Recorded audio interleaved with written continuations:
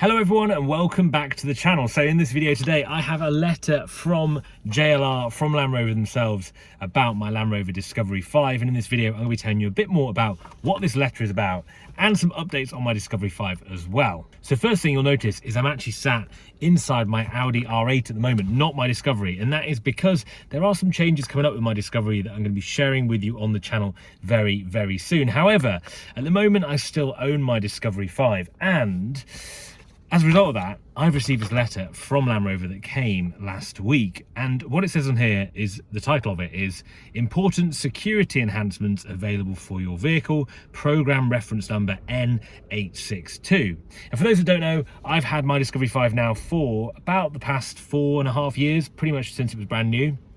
And I've had a whole host of problems I've talked about on YouTube here and shared generally my ownership journey with the car itself, and shared with a lot of you guys that also have similar stories and about just life living with a Land Rover. My Discovery was at Land Rover for about 7 months. It came back to me, complete repaired, complete fixed, and in a really, really good state. And then I got this letter, which when I first saw it was from Land Rover. I was a bit surprised, thinking, is this going to be about the fact my car's been in so long? Is it going to be about YouTube? I don't really know what they were writing to me about. Turns out it is this security enhancement letter, which I believe if you've got a vehicle the same age as mine, you should be getting one of these letters through the post too, from Land Rover themselves. So not from your dealer. This hasn't come from my local dealer, it's come from the head office. And basically it says, we're inviting to book your vehicle in for the latest suite of security enhancements available. This update is a complimentary service that adds extra protection features. And I think what's interesting is this is a response from Land Rover in regards to the recent highlight in thefts, the cost of insurance going up for these vehicles, and generally says them doing something about it, which is great to see. I don't know how it's going to affect insurance premiums, if it is at all, but let's hope that it does make an impact on them as well. It says, through our work with law enforcement and the insurance industry, we're aware of the recent increase in vehicle theft in some parts of the UK. We're committed to protecting our clients from this organised criminality and have a dedicated team working closely with the police to identify new methods of attack so that our engineers can quickly develop and deploy effective anti-theft measures. You bring a vehicle in, and the program code for this action is N862. That's what's on the letter just there. You can probably just about see N862 is the code there for this update. So this, I think, will just be a simple plug-in job at your dealer, and with that what they can do is update your software to hopefully mean that relay car theft is much more difficult if you own a Land Rover car like I do. So that's really quite good, and something that I wasn't really expecting. I have heard about the fact that we're going to do updates. I was thinking it maybe was going to be done when my car was in for 7 months, but I didn't know they were going to send a letter to my home address with that on it, outlining what they're going to be able to do really to help and reduce the amount of theft of these vehicles happening. And like I say, the important thing I guess is, yes, you don't want your car stolen, but also hopefully it's going to affect insurance premiums to mean that in the future they're going to be lower than what they currently are. Because at the moment, I don't know about you guys, but when I quote on even JLR's insurance system, my insurance is twice or 3 times more expensive than what it was in the previous 2 years. I did mention in this video I was going to talk a little bit more about updates in general as well with my car. So I have actually looked at moving my Discovery 5 on, because I feel like I'm at the end of the road with the vehicle, and as mentioned in previous videos, I'm kind of tired of always being worried that it's going to break down or have a problem with it, and I think it's, for me, it's kind of enough's enough, so I was going to get rid of it. But firstly, I didn't want to sell it privately. I couldn't deal with the stress of selling it privately, particularly with the problems I've had with it. I would want to be completely open and transparent about the issues that it's had, and then someone else to take on that responsibility. Now, interestingly, I have spoke to quite a lot of dealers that were going to buy the car off me, including Marshalls themselves, who did all the work on my car. The valuations are so low for my Discovery. So for my Discovery, I got offered by one dealer £16,000 for it, which is quite a hit. During COVID, it was probably in the high 30s, so £16,000 for it. And then I also got an offer of £19,000 from Marshall's Land Rover. There's a bit of a gesture of goodwill to obviously move the car on, but also then keep in the group.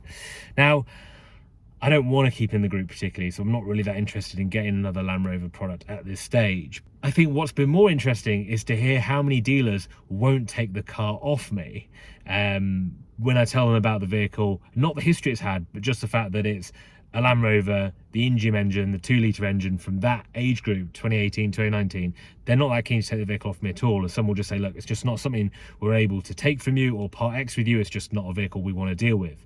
The guys that have been interested in it, including Marshall's, because it was a Marshall's different dealer group, not a Land Rover one I did speak to at one point, they wanted to know, has the cam belt issue been changed? Has the cam belt, I think it's cam belt or timing belt, been replaced on the vehicle?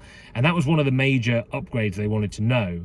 So even when I spoke to other trade dealers, they're all interested to know, has it had a new engine and has the cam belt issue been replaced? Because I understand, and you guys can correct me if I'm wrong, the issue they had with the 2-litre engine was something to do with the belts and the belt tensions on them, and that caused undue stress to the engine and then the issues that went on from there. So I believe it was a cam belt issue, and so many dealers are saying to me, you need to make sure that we've got documentation and evidence that it's had this new engine or the cam belts changed on it. So that's made it a little bit more difficult to move the vehicle on, but at least I feel more comfortable, I guess, being fully transparent about the issues the car's had. And I definitely know I'm not the only one with those issues in that age group for that vehicle.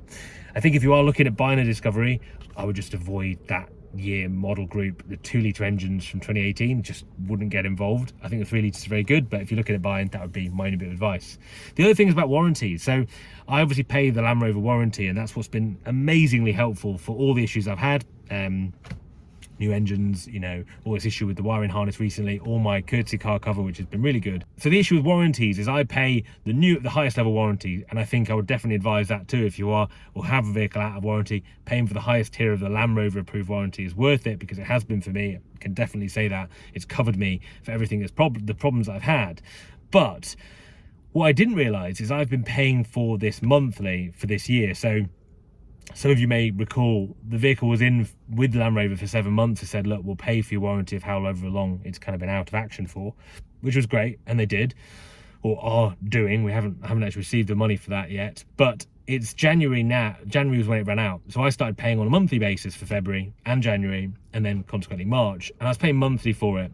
And in my head, for some reason, I thought, when I get rid of the vehicle, I'm going to be able to get rid of it and I will be able to stop paying the warranty because it's not my vehicle anymore. However, what I've learned is you need to still pay the full term year of your warranty, because a claim has been made in that period. So my claim was made in January of this warranty period, and although I've only paid Jan, Feb, March so far, I have to basically complete the payments for the 12 months, regardless of whether it's my vehicle or not anymore.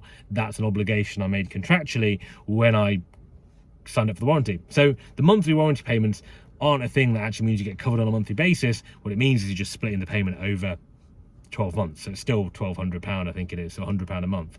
So still going to carry on paying that, and I did not realize that. So just something maybe as a learning point for anyone out there in the same position.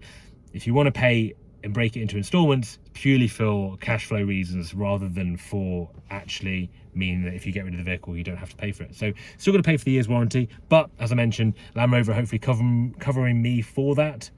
Land Rover are hopefully covering me for that, and so I shouldn't be out of pocket with that, which is good. So yeah, have looked at moving it on, spoke to a lot of people, looked at a lot of different vehicles, and very soon I will be showing you guys what I am thinking I'm going to be going for and bringing it to the channel here on YouTube, which I'm very excited about. I'm sure many of you watch this might be disappointed. Many of you might be very excited about that. I'm not really sure what the reaction is going to be. So excited to talk about that very soon here on YouTube. So I wanted to make this video today really just to talk about the fact that I received this through the post, and it's interesting. And if you've got a vehicle of this age group, you should be getting one of these through. If you haven't already, and I was keeping my vehicle for a longer period of time, I would definitely be making sure I was chasing Land Rover to get this upgrade done, because I think it's worth it.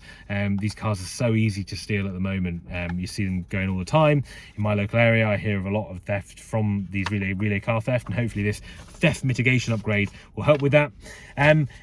And also to say, I guess it's the end of the road for my Discovery, and I'll be bringing something very new to the channel. Stay tuned, make sure to subscribe, like this video, and let me know what you think in the comments below, and I'll see you guys very, very soon.